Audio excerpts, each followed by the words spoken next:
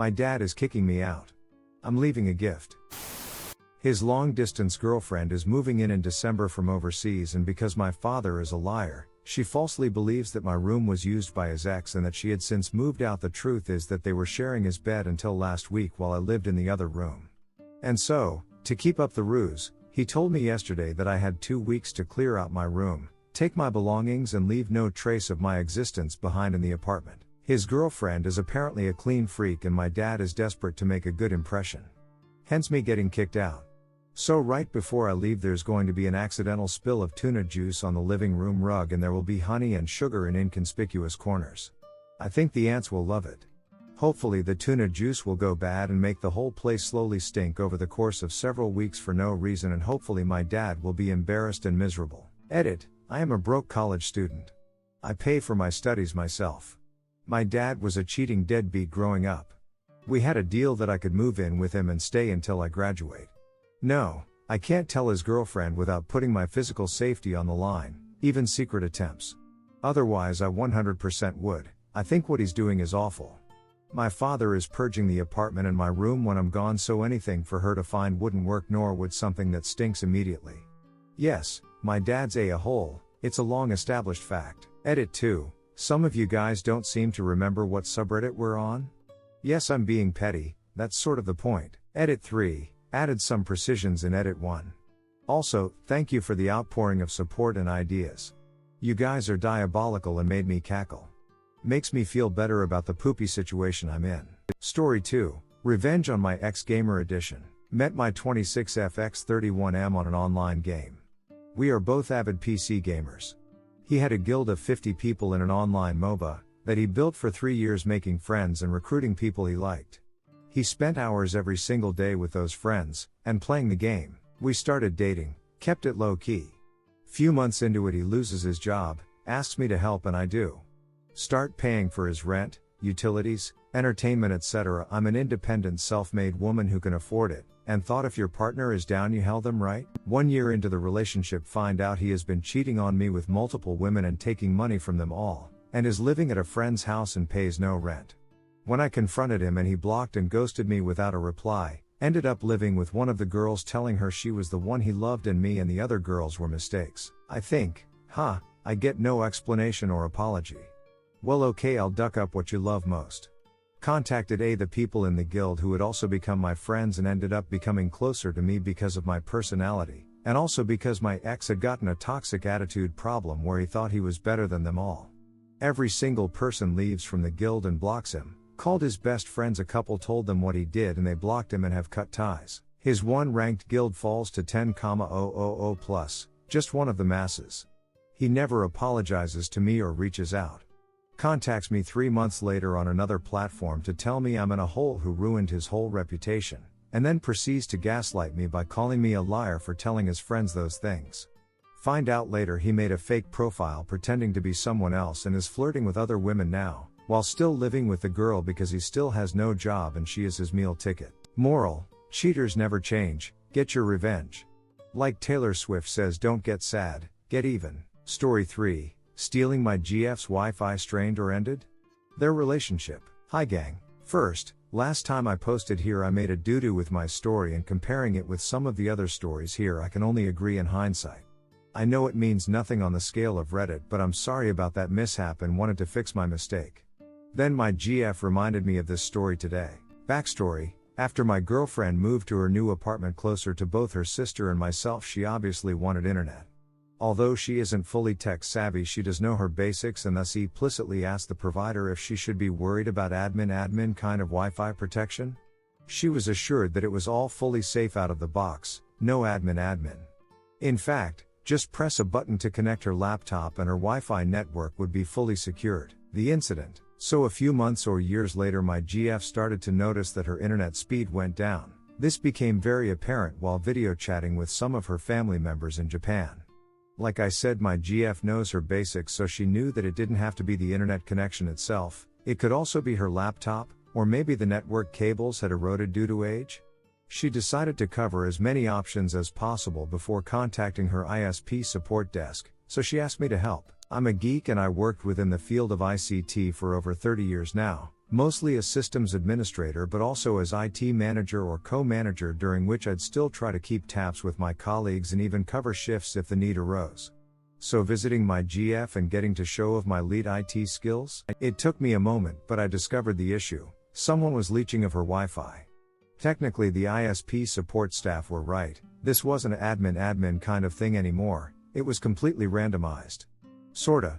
You see, on their routers the Wi-Fi password was the same as the random SSID aka network name. What the F? I was quite angry at both this incompetence as well as the blatant disrespect for my GF's privacy, maybe a bit too much, but yeah. Sure, for some people this is only about getting internet, but what many people overlook is that such leechers also gain access to your private network, so basically they could also access any public Windows or Mac shares you may have active, not to mention any other connected devices. Fortunately my GF knew her basics, as I mentioned earlier, but I was still angry. The revenge. So I suggested something I had done earlier: let's replace this PS router for a professional device. In specific the same kind of Zyxel router that I used at my home, so that we could set up a secured VPN between ourselves and get some other nice feats as well, like a private VoIP connection. She agreed, so we bought her a new router together. We're talking professional gear here. These things cost about as much as a high-end smartphone, so obviously we were going to split the costs, considering that a mid-level could also have helped her out. Now, even though I consider her previous router APS, I still have to admit that it did provide some very useful features, like a syslog service. It could also use USB storage, so I turned on Wi-Fi logging, plugged in a large USB memory stick, and then we waited for the new router to arrive. Then I got to work. First I set up my GF with a nice hidden Wi-Fi network so that no one could easily find it. Next we set up a much better security scheme, and then it was time to get even with the lowlifes. I set up a second Wi-Fi network which was completely the same as the previous one, but this time I throttled it down a bit so that it couldn't usurp the full bandwidth. Then I added some specific DNS overrides. DNS is a service on the internet which translates names into IP addresses, which is what your computer needs to connect to something. You may care about reddit.com, all your PC cares about are the associated IP addresses. Thing is, this service can be easily overridden. And I had studied the logs, so I knew exactly which sites the low-lives visited the most. So from now on, going to banca.nl using this router would point your browser to a hardcore, not very legal homosexual adult website. Not very legal as in, the site didn't bother asking for consent first but got you some close-up screenshots right away. Then it was time for bank.nl. I redirected that one to a shady hot scissors lesbian website. I also noticed that a certain web shop was sporadically used by the leechers, so I decided to redirect that one to a relationship counseling website. When you think your spouse is cheating on you, come to us. It was around that time when I noticed that my GF's router was using a more modern firmware than I had on my router. This one also provided web redirection services. Companies can use this to redirect specific websites based on their URL to a local or remote web page. So, say you don't want your staff to use social media, then you could just tell the router to redirect, say, facebook.com to a local web page which explained the no social media allowed policy. Much to my delight, this service also supported a randomizer trigger. See, I still remembered a website from the early days of the internet, something about a goat from Sweden which was so horrible that it became a meme on its own. Seriously, a look at that picture could never be undone anymore. There's a reason I still remember the horror now, an easy 30 years later. So, I looked for, and found, a replacement and then happily added that to a randomized redirection service.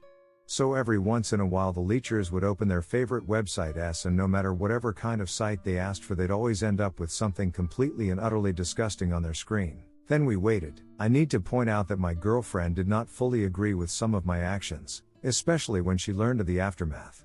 But we never had an argument over this because she could also understand my POV don't mess with my GF.